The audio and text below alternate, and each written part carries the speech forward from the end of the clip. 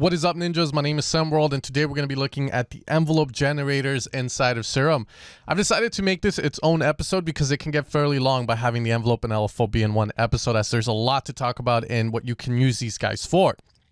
Now, as you guys know, this is a complete guide to master Serum, and like every complete guide I've made for synths, I always like to show you guys what certain things do, but then help you apply them in your own sound design. I just don't want to give you the definitions of what they are and not tell you what you can use it for and why it's important, why that one knob is so important for you to understand so that you can use it in sound design. So today we're going to be looking at the envelope generators. We're going to be looking at how most envelopes are routed to the master amp, the way the sound comes out of the synth, as well as applying it to certain knobs to do a bit of modulation, a bit of movement on a sound, and how you can use that in sound design. Okay, I'm going to be showing you guys some techniques as well that we can do with envelopes, and hopefully by the end of this video you will be a pro at envelopes. All right guys, so without further ado, let's get started. So an envelope generator, guys, is going to be pretty much something that tells something to move in a certain way. By default, a lot of the synths that you're using, like Serum, Silent, Massive, Diva, they will have an envelope that will be routed to the master output by default always, unless you're running like a modular synth and you have to do it yourself. A lot of times synths like the Moog, the Prophet, you know, these analog synths that are ready to go with keys, a lot of times you don't need to route the envelope to the amp. It's already routed by default. Okay, so envelope 1 will be our default amp envelope. This is where the sound will be coming out. This guy is routed to, let's say, the master output, and it's going to tell the sound to come out in a specific way. One of the important things about sound design, guys, is the shapement of a sound, shaping the sound. Now, envelopes, guys, are going to have 4 phases. We're going to have our attack phase, our decay, sustain, and release phase. You're going to see this in all synthesizers. However, in Serum, you can see we have a hold phase there, and I'll let you guys know what that is for if you do want to incorporate it into your own sound design.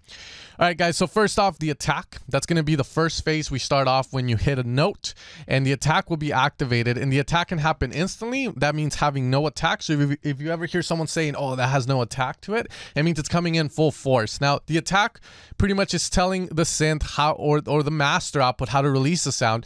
How long does it take for us to go from 0 dB, no sound, to max dB? And a lot of the times the attack will be routed to max amplitude or max volume. So a lot of the times with the attack, you can decide how long it takes for the sound to come out. Now, by default, when I play a sound, our attack is usually set around 5.0 or 5 milliseconds, okay? Pretty standard. However, the higher the attack, the longer the sound takes to come out. Now, the attack is very important. One, it's important because if you're trying to create sounds, you hear a sound like a Don Diablo song or a Flume sound, and you hear it and you hear this fwa, fwa, fwa, like the sound doesn't instantly go pop, pop, pop, but it's like fwa, fwa, fwa, then there is some sort of attack to it. And it's very important as you hear sounds to be able to pick up on that, especially if you're a beginner. You definitely should hear sounds and be like, okay, that has like a short attack or a fast attack or a middle attack. All right, so for instance here, let's say we have chords playing with no attack. Cool, right? However, that whole future-based genre that blew up like in 2016, 2017, all came from some guy using saws, which had a little bit of attack to them. And we get that nice fu-fu-fu. You can see how it changes the tonality of the sound completely. Instead of being aggressive, it's a little bit more smoother, a bit more fa-fa-fa-fa. That's why I do that voice, with that sound effect with my mouth. I'm not just going like, oh, I like it. Okay, that's the important thing about the attack. You can do certain things like you want a pad to come in slowly. That's where we're going to program that. Now, from the attack phase, we go into the decay phase, which we're going to skip and go straight to the sustain, as we need to explain sustain before you understand the decay phase. Sustain, pretty standard. You know, it's going to be the volume that we set our note when the note is held down after we've gone through attack, decay, and sustain. So sustain. Lower it down here. We have 0 dB of sustain, so that means nothing's going to come out. And then if we put it up, so that's going to be the volume that you have set. Let's assume you're making like a melody and you're holding notes like ba, ba, ba, ba, ba. The sustain is going to be volume that you have it set at. That's all the sustain is. So now we can explain what the decay is. Now, by default, if you have your sustain up, you have no decay in this, okay? No decay, because first off, you know, the max amplitude of the attack is, you know, is set to the max, and then the sustain is set to max, so there is no change. However, when there is change, that's where decay starts to play a bigger role. Decay is going to control how long it takes for us to go from that max volume down to the sustain volume. So a longer decay, and you can see the blue line there. That's what I like about Serum. It's very visual, so you can see that decay is going to decide how long it takes for us to go from this down to the sustain. Decay, decay, decay. Now we're in sustain. Let go, and we're done, okay? So the decay is very useful if you're trying to make plucks. Again, lower the sustain all the way down. When you hear a pluck, it doesn't have no sustain because it's a pup. So with the decay, we can control how punchy the sound is. So that's decay, and that's sustain. And finally, the last one we have is the release. Now, the release will activate after your attack, decay, and sustain phases have passed through. So let's assume here we have a bit of sustain. Now I'm going to give it a long release. Release will tell the sustain how long, or sorry, it will tell the synth how long to go from sustain volume. Let's say we're at, I don't know, halfway, down all the way to 0. So longer sustains are good for sounds where you want that very mystical vibe.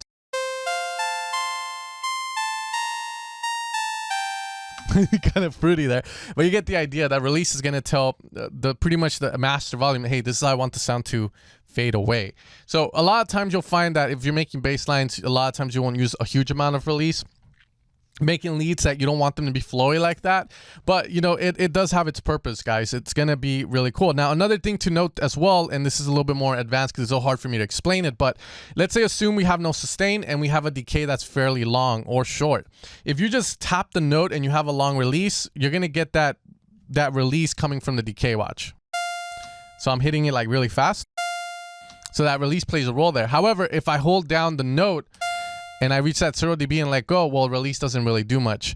So it's important to know that, because some sounds you'll have something like so, where you have a bit of a decay. So then, however, if I play that and hold down the MIDI note, then you can see it doesn't do the release. So very important to keep that in mind when you're making mystical plucks. That's why a lot of times it's important to have a bit of sustain if that's what you're going for. And if you're making presets for people, you're trying to sell them, you want to make sure that they're going to be able to get that release on how you envisioned they would use your sound, or how you envisioned your sound would sound like in your song. With that being said, that is going to be pretty much the ADSR, guys. A good thing you can do to practice this would be to go like, I want to make a sound that goes wow, and then slowly fades away, let's say. So then you can set that up. Obviously, in that sound, we had a bit of dynamics. So creating dynamics in the sound is also very important. If you're making EDM, you don't really care about that. But if you're making, like, you want to make sounds that evolve over time, that have dynamics to them, a lot of times it's important to mess with that sustain down. Give it a decay, give it a longer attack. That way the sound slowly comes in. Going down to that sustain volume, and then ooh, the fade away. If you want to make like maybe a fast wub, you can go whoop. I want to do whoop. Then, you know, you can program that with attack, decay, no sustain, and no release. And there we go. So that's how you can practice ADSR when it comes to the master envelope. Now, the last thing to talk about here is the hold before we continue on to using envelopes for certain knobs. First off, the hold here, guys, is just elongating the attack phase. So let's assume that you have an attack. The hold will hold that value, the max value, for a certain amount of time before decay kicks in. So you can see here, attack, hold, hold, hold, decay. That's all the hold is doing. So you can use it to elongate the attack phase if for some reason that's what you want to do. And you want to have a bit of decay, but you don't want it to instantly start coming down. You want it to stay there for a bit. Okay, and with that being said, that's going to be the envelopes, guys. Now, that's for the master volume. Keep that in mind. Now, this is where people start to get confused, because master volume and stuff, yeah, it's simple. But when it comes to putting it on values like cutoff filters and whatnot, this is where people start to get confused, okay? So we're going to go over ADSR again one more time, doing it on the cutoff knob of our filter here. Now, the cool thing about envelopes, and the majority of the time people are using them for, are to apply it to a filter. The reason for this is that you can shape the sound, you can take away certain highs from it, you can do a pluck, but a pluck that's more mellow, and vice versa. So here we have envelope 2 routed to our filter. We're going to left click and drag there. And you can see when we drag it there, and whenever you drag an LFO as well, this will pop up. This is pretty much going to be setting the max amplitude. So if you remember envelope 1, the attack goes to that max value. So in envelope 2, which we're routing to the cutoff, the attack will determine how long it takes for us to go from this part here all the way to the max value. So if I want to make a sound or the filter open up slowly, I can give it like 1 second. And there we go. We're in sustain, let go, and it goes back down, okay? Now, similar to the other one, if I have my sustain set to 50% and then I give a decay of 1 second, what's going to happen is we're going to go to that max value. But since decay, sustain is at the halfway mark, decay saying, okay, it's going to take us 1 second to go from that max value down to halfway. So essentially what we're going to do is go here all the way to the top, in 108 milliseconds. Then we're going to slowly come down 1 second to the halfway mark here. And then once we let go, since there's no release, bam, straight down. There we go. Still have that sustain. You can see there. Put it all the way down and let go. Okay. So the sustain is the same thing here. Very important. Now the release is a bit tricky. If you give this a bit of release and we have it there and you let go, it goes away because again, envelope 1, which is your volume amp envelope, doesn't have any release. However, if we do add release to that, let go, and now you can see we get that nice release to it with the filter as well. Very important to kind of mix both because this is going to help you in creating some awesome sounds. With that being said, let's make some sounds now, guys, now that we know how to use envelopes. So the first sound I think I want to make is going to be a pluck. Now I'm going to program the pluck via envelope 1 just to know, okay, this is how I'm going to make a pluck if I don't want any filters.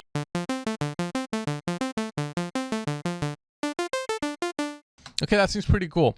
So now I'm going to put a filter, which we learned about in episode 2. We're going to go with maybe a 18 dB filter. We don't want to get rid of the highs too much. And we're going to route that envelope there. Now we're going to lower the sustain, as we know, to create a pluck, lower decay.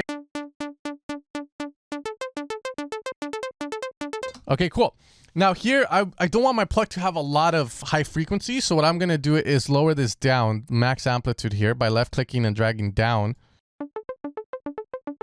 There we go. We have a nice sound. Let's switch the sound to maybe like a square, which is a little bit heavier. Let's say we want to give a bit more highs and just pull that up. Let's give a bit of drive and maybe a little bit of resonance.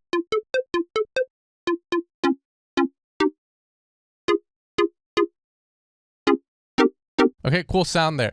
Now, the cool thing here with the envelope 2 is that if we give it a bit of attack and we have resonance high, you can hear the effect. Now let's play at a lower octave. There we go. So now we get some nice bass lines. Now, the other thing too is that our attack and decay are going to have slope features in Serum. So I can easily make something a little bit smoother just by moving this guy up and down here. Let's lower decay. Let's give a bit of release so it doesn't go away instantly. That way, you know, we can do these sort of kind of bass house sounds or UK sound. Let's change the wavetable now to maybe a digital FM one here, like an FM. And now let's use an envelope to move that. So that's another important thing about the envelope that we can do. We can use the same one here to the wavetable position to create more movement for the sound. And again, adding it there, you can see we have that.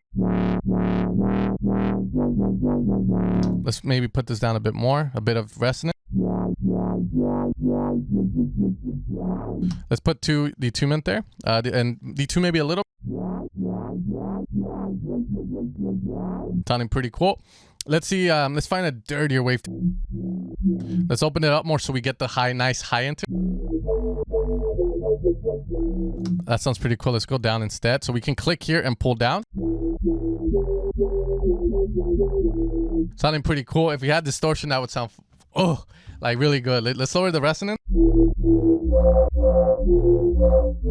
Let's make this a little bit sharper cut. And now we have sort of like UK bass sound. Okay, cool. We're getting some cool sounds, and that's all with the envelope. Now, the other thing too here, now that we know the envelope, a lot of times having a bit of release, as you guys know, we made supersaws before, can change the sound completely. For instance, here we have a supersaw with no release. And now when we add release, okay, cool. My sucky melody playing goes there. So if now what I can do here as well is use this kind of filter. I can do the exact same thing, but maybe get a warmer vibe. So here we can hold Alt click and drag to the right to get this exact same copy of that. And let's lower sustain and have a bit of decay to give dynamics to these saws. And then we can play. That's going to sound completely different because of the filter. So if you want that vibe, you know, you get different vibes. So the filter is very important. Okay. So you can see that release just brings a lot of life to that saw. However, here, it's a little bit more, it doesn't have that nice lush vibe to it. So if you ever want to create that lushness, now you know release is the way to go. Okay. Another thing to do, guys, is remember, envelopes can go on anything. Last thing I really do have to say here is when you have an envelope, if you hold Alt-Shift-Click, you can make it bipolar, which that means it goes from low to high. It can go either direction. So if I give a bit of a tap, you can see we start at the bottom here and then we slowly move our way to the top. Okay, guys, now the last thing I do want to talk about is the pitch or the envelope 3. What do people usually route these envelopes to make sounds? Well, I showed you guys we usually route it to the filter.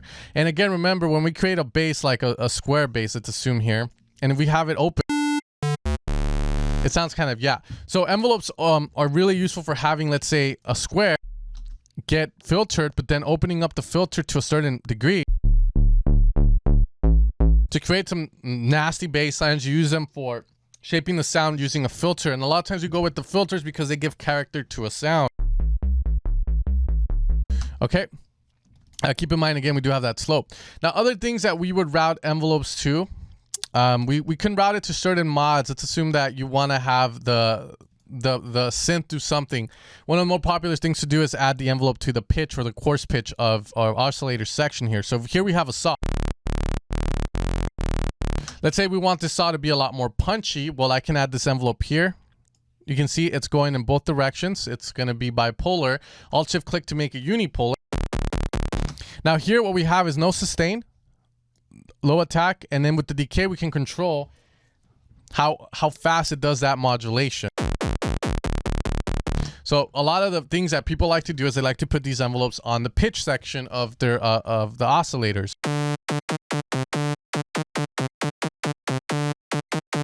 Which sounds pretty cool. The other thing is you can also pull back and reverse to get this sort of wah, wah kind of effect. For instance, here we can do maybe a super saw and play a chord. And let's make that decay higher. Now what's happening here is we have that on the synth, which is going down. So honestly, the low attack, remember, it always goes to max value, whatever you set that at. So we're starting at the very bottom. It's gonna take maybe like 324 milliseconds for us to go back to no change against sustain set to 0. So that means we come back to the original value. But that sounds super cool, and I'm sure you guys have heard this effect. Yeah, that's how we create that sort of effect. Again, you don't have to put it all the way back. You can control that. Make it longer, just increase the decay.